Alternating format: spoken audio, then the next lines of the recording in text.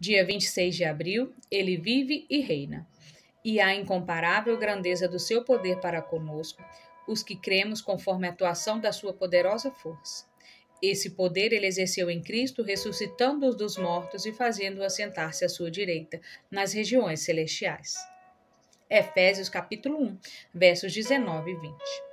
Quando os seguidores de Jesus recordaram o dia em que ele subiu ao céu, eles começaram a ver como isso marcou um ponto de virada no entendimento deles sobre Jesus ser o Filho de Deus.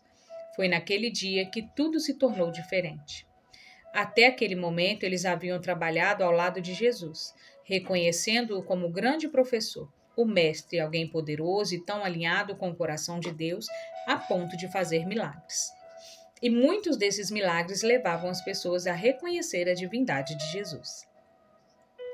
Mas depois de sua ascensão, aqueles homens começaram a perceber que ele é o Senhor de todos.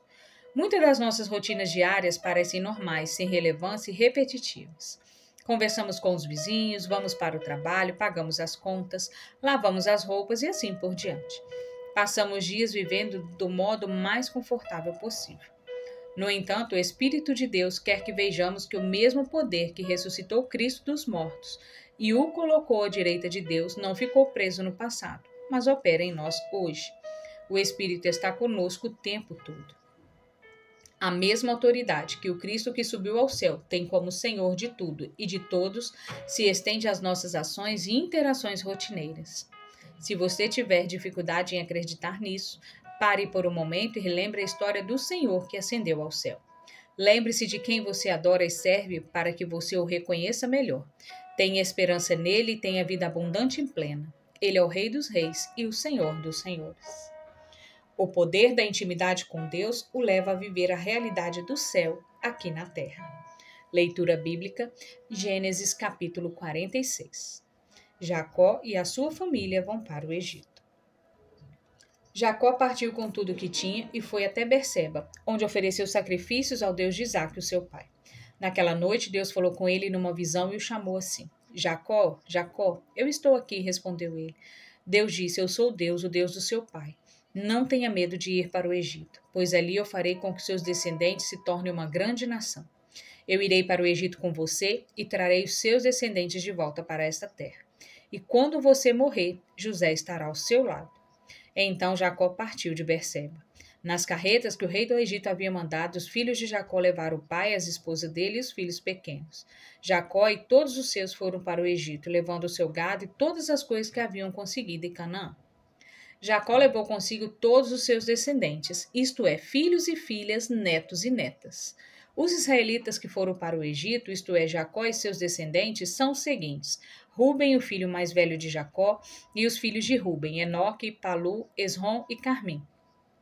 Simeão e os seus filhos, Gemuel, Jamim, Oade, Jaquim, Zoar e Saul, que era filho de uma mulher de Canaã. Levi e os seus filhos, Gerson, Coate e Merari. Judá e os seus filhos, Selá, Pérez e Zera. Os outros dois filhos, e Onã, haviam morrido em Canaã. Os filhos de Pérez foram Esrom e Ramon. Isacar e seus filhos, Tolá, Puá, Jazube e Sirom. Jebulon e seus filhos, Sered, Elom e Jaleel. Esses foram os filhos que Lia deu a Jacó na Mesopotâmia, além de sua filha Diná. Os descendentes de Jacó e Lia eram 33. Gade e os seus filhos, Ifião, Agui, Sini, Esbom, Eri, Arode e Areli. Asa e seus filhos, Ina, Isva, Isvi e Berias e as irmã deles, que se chamava Sera. Os filhos de Berias eram Eber e Malquiel. Esses 16 foram os descendentes de Jacó e Zilpa, a escrava que Labão deu à sua filha Lia. Raquel, mulher de Jacó, lhe tinha dado 2 filhos, José e Benjamim. Os filhos de José com Azenate foram Manassés e Efraim, que nasceram no Egito. Azenate era filho de Potífera, sacerdote da cidade de Heliópolis. Os filhos de Benjamim foram Belá, Bequer, Asbel, Gera, Naamã, Ei, Ros, Mupim, Upim e Arde. Esses 14 foram os descendentes de Jacó e Raquel. Dan e seu filho Sim, Naphtali e seus filhos Jazel, Guni, Zezer e Silém. Esses 7 foram os descendentes de Jacó e Bila, a escrava que Labão deu à sua filha Raquel. Ao todo foram para o Egito 66 descendentes diretos de Jacó, sem contar as mulheres dos seus filhos. Os 2 filhos de José nasceram no Egito. Assim foi 70 o total de pessoas da família de Jacó que foram para o Egito. A chegada ao Egito. Jacó mandou que Judá fosse na frente para pedir a José que viesse encontrá-los em Gozém. Quando eles chegaram, José mandou aprontar o seu carro e foi para Gozém a fim de se encontrar com o pai. Quando se encontraram, José o abraçou e chorou abraçado com ele por muito tempo. Então Jacó disse: Já posso morrer, agora que vi você e sei que está vivo.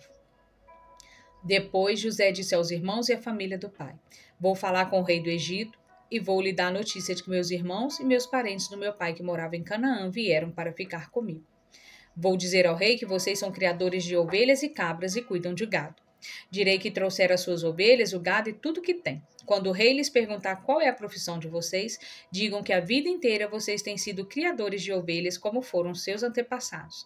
Assim vocês poderão ficar morando na região de Gozém, pois os egípcios detestam os pastores de ovelhas.